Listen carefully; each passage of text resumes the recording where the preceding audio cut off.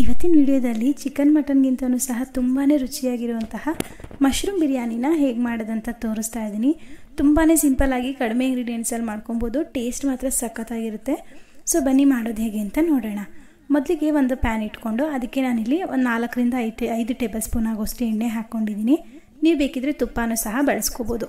ಎಣ್ಣೆ ಸ್ವಲ್ಪ ಬಿಸಿ ಆಗ್ತಿದ್ದಾಗೇ ಚಕ್ಕೆ, ಲವಂಗ, ಮರಾಠಿ ಮೊಗ್ಗು ಹಾಗೆ ಬಿರಿಯಾನಿ ಮಸಾಲೆಗಳು ಏನಿರುತ್ತೆ ಅದನ್ನೆಲ್ಲ ಸೇರಿಸ್ಕೊಂಡು ಸ್ವಲ್ಪ ಜೀರಿಗೆ, ಸ್ವಲ್ಪ ಸೋಂಪನ್ನು ಹಾಕಿ ಫ್ರೈ ಮಾಡ್ಕೊಂಡಿದ್ದೀನಿ. ನಂತರ ಇಲ್ಲಿ 4 ಈರುಳ್ಳಿನ ಉದ್ದನಾಗಿ ಸಣ್ಣ ಕಟ್ ಮಾಡ್ಕೊಂಡಿದ್ದೆ, ಅದನ್ನು ಸೇರಿಸ್ಕೊಂಡು ಈರುಳ್ಳಿನ ಸ್ವಲ್ಪ ಚೆನ್ನಾಗಿ ಫ್ರೈ ಮಾಡ್ಕೊಬೇಕು. ಈರುಳ್ಳಿ ಎಲ್ಲ ಚೆನ್ನಾಗಿ ಫ್ರೈ ಆದಮೇಲೆ ನಾನಿಲ್ಲಿ 4 ಟೊಮೆಟೊನ ತೊಗೊಂಡಿದ್ದೆ. ಚಿಕ್ಕದಾಗಿರುವಂಥ 4 ಟೊಮೆಟೊ, ಮೀಡಿಯಮ್ ಸೈಜ್ದಾದರೆ 2 ಟೊಮೆಟೊ ತೊಗೊಳ್ಳಿ.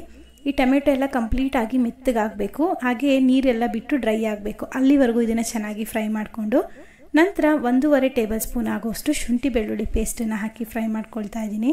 ಆ ಶುಂಠಿ ಬೆಳ್ಳುಳ್ಳಿ ಪೇಸ್ಟಲ್ಲಿರುವಂಥ ಹಸಿ ವಾಸನೆ ಎಲ್ಲ ಕಡಿಮೆ ಆಗಬೇಕು. ಅಲ್ಲಿವರೆಗೂ ಇದನ್ನು ಚೆನ್ನಾಗಿ ಫ್ರೈ ಮಾಡ್ಕೋಬೇಕಾಗತ್ತೆ. ಶುಂಠಿ ಬೆಳ್ಳುಳ್ಳಿನೆಲ್ಲ ಫ್ರೈ ಮಾಡಿಕೊಂಡು ನಾನಿಲ್ಲಿ 4 ಬಾಕ್ಸ್ ಆಗೋಷ್ಟು ಮಶ್ರೂಮ್ನ ತೊಗೊಂಡು ಅದನ್ನೆಲ್ಲ ಕ್ಲೀನ್ ಮಾಡಿ ನಂತರ ತೊಳೆದು ಕಟ್ ಮಾಡಿ ಸೇರಿಸ್ಕೊಳ್ತಾ ಇದ್ದೀನಿ. ಈ ಮಶ್ರೂಮ್ನ ಚೆನ್ನಾಗಿ ಫ್ರೈ ಮಾಡ್ಕೊಬೇಕು. ಅದರಲ್ಲಿರುವಂತಹ ನೀರಂಶ ಎಲ್ಲ ಬಿಡುತ್ತೆ, ಅಲ್ಲಿವರೆಗೂ ಫ್ರೈ ಮಾಡಬೇಕು. ಆ ನೀರಂಶ ಸ್ವಲ್ಪ ಬೇಗ ಬಿಟ್ಟು ಡ್ರೈ ಆಗಬೇಕಂತೇಳಿ ಸ್ವಲ್ಪ ಉಪ್ಪು ಮತ್ತು ಅರಿಶಿನ ಸೇರಿಸ್ಕೊಳ್ತಾ ಇದ್ದೀನಿ. ಉಪ್ಪನ್ನ ಸೇರಿಸೋದ್ರಿಂದ ಮಶ್ರೂಮ್ ಆಗಲಿ ತರಕಾರಿಗಳಾಗಲಿ ನೀರನ್ನು ಬೇಗ ಬಿಟ್ಟು ಡ್ರೈ ಆಗುತ್ತೆ. ಅದಕ್ಕೋಸ್ಕರ ನಾನಿಲ್ಲಿ ಉಪ್ಪನ್ನ ಸೇರಿಸ್ಕೊಂಡಿದ್ದೀನಿ.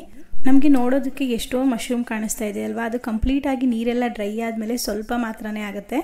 ಅದಕ್ಕೋಸ್ಕರ ನಾನಿಲ್ಲಿ ಮಶ್ರೂಮ್ನ ಸ್ವಲ್ಪ ಜಾಸ್ತಿನೇ ತೊಗೊಂಡಿದ್ದೀನಿ. ನೋಡಿ, ಈ ರೀತಿಯಾಗಿ ಮಧ್ಯ ಮಧ್ಯ 1-2 ಸಲ ಕೈ ಆಡಿಸ್ಕೊಳ್ಳಿ.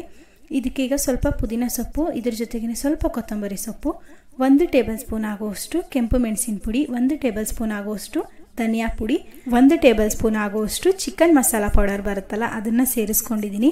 ನೀವು ಬೇಕಿದ್ರೆ ಗರಂ ಮಸಾಲ ಪುಡಿನೂ ಸಹ ಸೇರಿಸ್ಕೋಬೋದು. ಅದಕ್ಕಿಂತ ಸ್ವಲ್ಪ ಚಿಕನ್ ಮಸಾಲ ಪುಡಿ ಆದರೆ ಇನ್ನೂ ಟೇಸ್ಟ್ ಚೆನ್ನಾಗಿರುತ್ತೆ.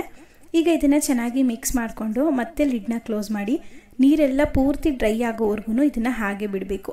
ನೋಡಿ, ನೀರಂಶ ಎಲ್ಲ ಕಂಪ್ಲೀಟಾಗಿ ಡ್ರೈ ಆಗಿದೆ, ಜೊತೆಗೆ ಎಣ್ಣೆನೂ ಸಹ ಸುತ್ತ ಬಿಡ್ತಾ ಇದೆ. ಈ ಹದಕ್ಕೆ ನಮಗೆ ನೀರು ಡ್ರೈ ಆಗಿ ಮಶ್ರೂಮ್ ಬೆಂದಿರಬೇಕು. ಈಗ ಇಲ್ಲಿ ನಾನು 6 ಲೋಟ ಆಗೋಷ್ಟು ನೀರನ್ನು ಸೇರಿಸ್ಕೊಳ್ತಾ ಇದ್ದೀನಿ. 3.5 ಗ್ಲಾಸ್ ಅಕ್ಕಿಗೆ 6 ಲೋಟ ನೀರನ್ನು ಸೇರಿಸ್ಕೊಂಡಿದ್ದೀನಿ. ನಾನಿಲ್ಲಿ ಅಕ್ಕಿನ ಒಂದು 10 ನಿಮಿಷ ನೆನೆಸಿರ್ತೀನಿ, ಅದಕ್ಕೋಸ್ಕರ ನೀರಿನ ಪ್ರಮಾಣ ಸ್ವಲ್ಪ ಕಡಿಮೆ ಹಾಕ್ಕೊಂಡಿದ್ದೀನಿ. ನೀವು ನಿಮ್ಮ ಮನೇಲಿ ಯಾವ ರೀತಿಯಾಗಿ ಅಕ್ಕಿಗೆ ನೀರನ್ನು ಇಡ್ತೀರಾ ಆ ರೀತಿ ಇಟ್ಕೋಬೋದು. ನಂತರ ಮತ್ತೆ ಸ್ವಲ್ಪ ಉಪ್ಪನ್ನ ಸೇರಿಸ್ಕೊಂಡು ಒಂದ್ಸಲ ಚೆನ್ನಾಗಿ ಮಿಕ್ಸ್ ಮಾಡಿ ಲಿಡ್ನ ಕ್ಲೋಸ್ ಮಾಡಿ ಕಂಪ್ಲೀಟಾಗಿ ಕುದಿಯೋದಕ್ಕೆ ಬಿಡಬೇಕು. ಈ ರೀತಿ ನೀರು ಚೆನ್ನಾಗಿ ಕುದಿ ಬರ್ತಿದೆ ಅನ್ನೋ ಸಮಯದಲ್ಲಿ 3.5 ಲೋಟ ಆಗೋಷ್ಟು ಅಕ್ಕಿನ ನೆನೆಸಿಟ್ಕೊಂಡಿದ್ನಲ್ಲ ಅದನ್ನು ಸೇರಿಸ್ಕೊಳ್ತಾ ಇದ್ದೀನಿ. ಅಕ್ಕಿನ ಸೇರಿಸಿದ್ಮೇಲೆ ಒಂದ್ಸಲ ಚೆನ್ನಾಗಿ ಮಿಕ್ಸ್ ಮಾಡ್ಕೊಳ್ಳಿ. ಮಿಕ್ಸ್ ಮಾಡಿಕೊಂಡು ಯಾವುದೇ ಕಾರಣಕ್ಕೂ ಸ್ಟವ್ನ ಹೈ ಫ್ಲೇಮಲ್ಲಿ ಇಡಬಾರ್ದು.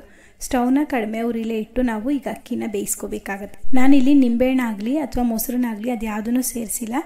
ಇಷ್ಟೇ ಮಾಡಿದ್ರೇ ತುಂಬ ಚೆನ್ನಾಗಿರುತ್ತೆ ಅಂತ ಹಾಕಿಲ್ಲ. ನಿಮ್ಗೇನಾದರೂ ಇನ್ನೂ ಸ್ವಲ್ಪ ಹುಳಿಯಾಗಿರಬೇಕು ಅಥವಾ ನಿಂಬೆಹಣ್ಣು ಬೇಕು ಅಂತ ಅನ್ನೋರು ನಿಂಬೆಹಣ್ಣು ಅಥವಾ ಮೊಸರು ಯಾವುದನ್ನಾದರೂ 2ರಲ್ಲಿ 1 ಸೇರಿಸ್ಕೊಳ್ಳಿ.